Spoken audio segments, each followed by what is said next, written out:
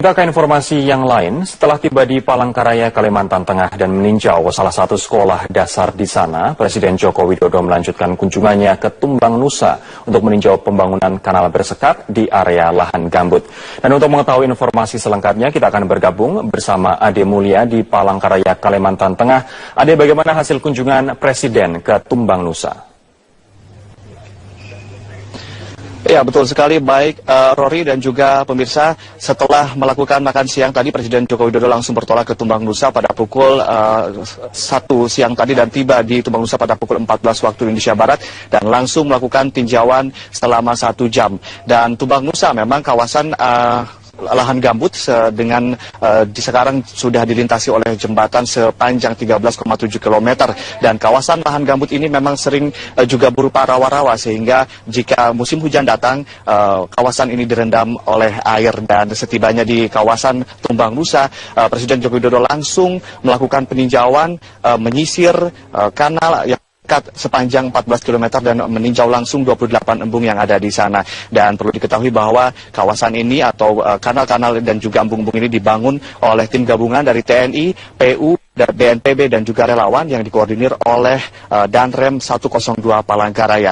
Dalam tinjauannya, Presiden Joko Widodo menyatakan bahwa pembangunan kanal bersekat bisa dibilang sukses karena jika dibandingkan dengan bulan lalu di kawasan yang sama masih terdapat titik api dan masih terjadi kebakaran. Saat ini tentunya kebakaran sudah tidak terjadi lagi karena Presiden Joko Widodo menyatakan bahwa air yang dialirkan dari Sungai Kahayan bisa dengan lancar mengalir ke kanal-kanal dan sekat bisa ditutup dan dibuka pun baik musim kemarau maupun musim hujan sehingga kawasan oleh dari Presiden Joko Widodo ketika meninjau kawasan Tumbang Nusa.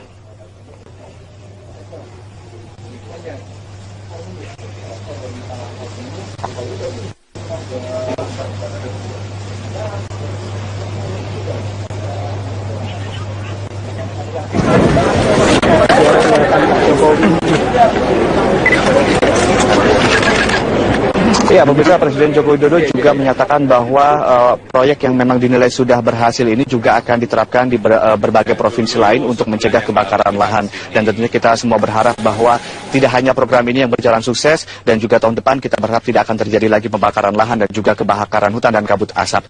Demikian, Rory. Ade Mulia melaporkan langsung dari Palangkaraya, Kalimantan Tengah. Terima kasih atas laporan Anda. Presiden Joko Widodo dan rombongan mendarat di Bandara Cilikriwut, Palangkaraya untuk meninjau penanganan kabut asap. Presiden didampingi Ibu Negara dan sejumlah menteri disambut Menko Polhukam Luhut Panjaitan, pejabat Gubernur Kalimantan Tengah Hadi Prabowo, dan sejumlah pejabat tinggi daerah. Hari ini, pantauan kabut asap di kota Palangkaraya mulai tipis menyusul hujan deras dalam beberapa hari terakhir. Agenda Presiden langsung meninjau siswa sekolah dasar 8 di Palangkaraya. Presiden yang ditemani Menteri Pendidikan Anies Baswedan melihat penanganan kabut asap di sekolah. SDN 8 Palangkaraya merupakan satu dari sekian banyak sekolah yang terganggu akibat asap sejak 3 bulan terakhir. Presiden dijadwalkan meninjau lahan gambut di Kabupaten Pulang Pisau sekitar 40 km dari kota Palangkaraya.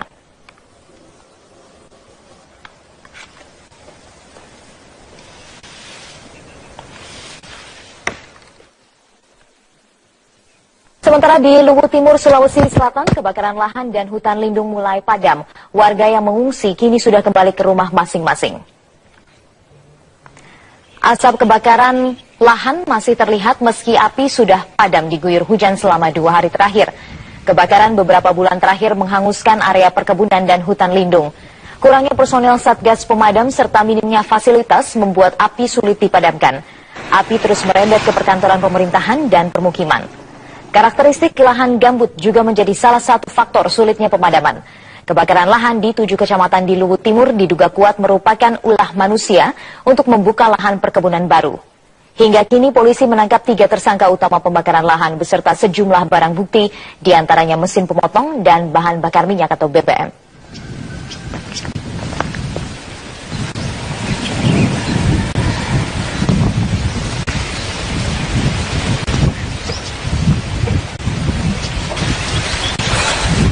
Sementara itu, Direktur Kriminal Umum Polda Metro Jaya, Kombes Pol Krisna Murty, mengatakan timnya telah menyelidiki gerak-gerik sindikat tersebut dari Jakarta, Cianjur hingga Bandung. Kasus penipuan SMS undian berhadiah ini didalangi oleh mafia besar. Kasus ini masih dalam pengembangan Polda Metro Jaya. Hubungi orang-orang, menipu orang-orang, mengatakan Anda mendapatkan hadiah ini, fiesta dan sebagainya begitu. Kemudian tertarik, orang itu dipancing untuk memberikan nomor rekening seolah-olah, padahal dia justru menyetorkan ATM dia, nomor ATM dia, kartu dia, bahkan PIN dia, sehingga uangnya kesedot. Jaringan ini sedang kita kejar dari Jakarta, lari ke Cianjur, di Cianjur sudah kita dapat 8, lari ke Bandung kita kejar lagi, sampai nanti ke pusatnya sekarang sedang pengejar. Kita ke informasi yang lain, 24 orang ditangkap Polda Metro Jaya terkait unjuk rasa buruh di depan Istana Merdeka kemarin malam. Penangkapan dilakukan setelah buruh tidak mengindahkan 3 peringatan untuk membubarkan diri yang diberikan oleh polisi.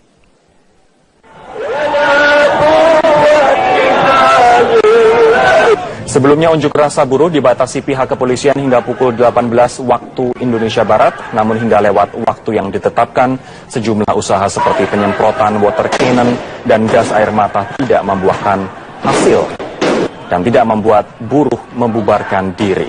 Pasca peringatan ketiga, sekitar pukul 19.30 waktu Indonesia Barat, polisi akhirnya mengambil aksi tegas agar buruh membubarkan diri. Sebanyak 24 orang akhirnya terpaksa ditangkap pihak kepolisian.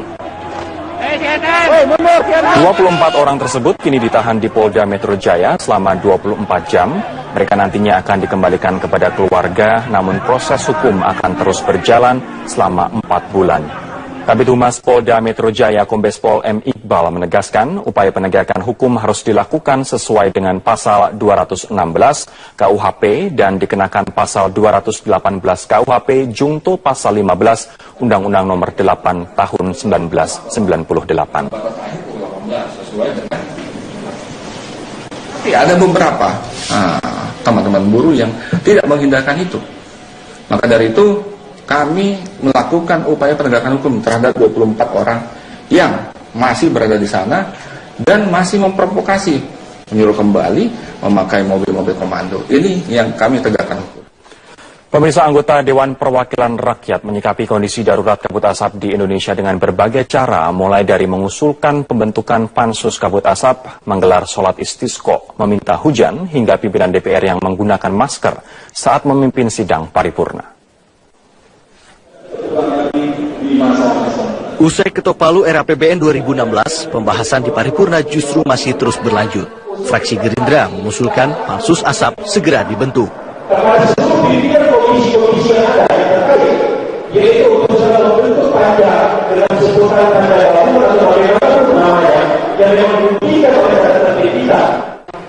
Meski demikian, usulan fraksi Partai Gerindra ditanggapi beragam sejumlah anggota DPR. Ada yang setuju dengan pembentukan pansus asap, dan ada yang tidak setuju karena menilai pembentukan pansus harus dilakukan pembahasan yang mendalam di Badan Permusyawarahan.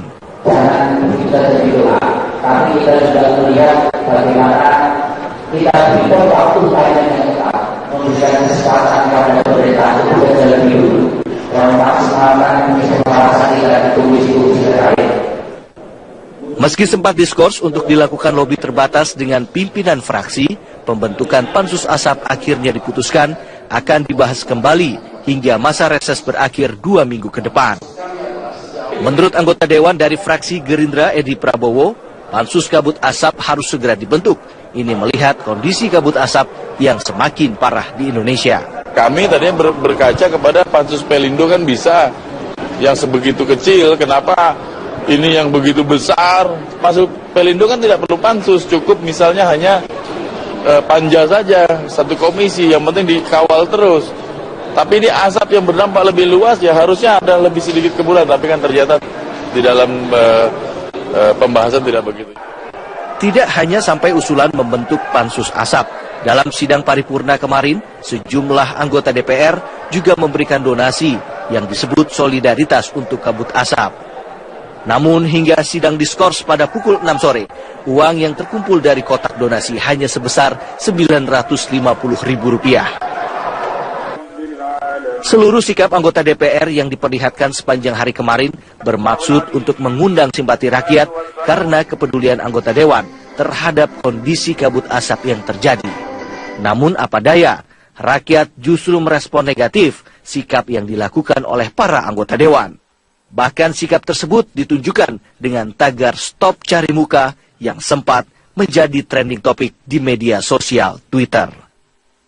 Tim Liputan Metro TV. Pemerintah akan menaikkan tarif tol di 15 ruas jalan tol di sejumlah wilayah di Indonesia mulai 1 November besok. Kenaikan tersebut bervariasi antara 8 hingga 14%. Ke-15 ruas tol tersebut antara lain ruas Jagorawi, Jakarta-Tangerang, jalan tol dalam kota, jalan tol lingkar luar Jakarta, Padalarang Cilenyi, Semarang seksi ABC, Surabaya Gempol, Palimanan Plumbon Kanci, Cikampek Purwakarta Padalarang, Belawan Medan Tanjung Murawa, Serpong Pondok Aren, Tangerang Merak, Ujung Pandang tahap 1 dan 2, Bintaro Ulujami, dan Bali Mandara. Dari 15 ruas tol itu, 11 diantaranya dikelola oleh PT Jasa Marga dan sisanya dioperasikan oleh pihak swasta. Menurut Direktur Operasional Jasa Marga Kristanto Priambodo, tarif baru ini ditetapkan setiap 2 tahun sekali yang dihitung berdasarkan tarif lama dan disesuaikan dengan inflasi di setiap daerah. Keputusan ini juga didasarkan pada pasal 48 ayat 3 Undang-Undang tentang Jalan dan Peraturan Pemerintah tentang Jalan Tol. Bahwa terkait sesuai dengan laju inflasi ya. Nah, pada tahun ini inflasi itu berkisar antara 9 sampai ada yang sampai 15%. Penyesuaian tarif tol berdasarkan laju inflasi selama 2 tahun terakhir ini dimaksudkan agar Badan Usaha Jalan Tol atau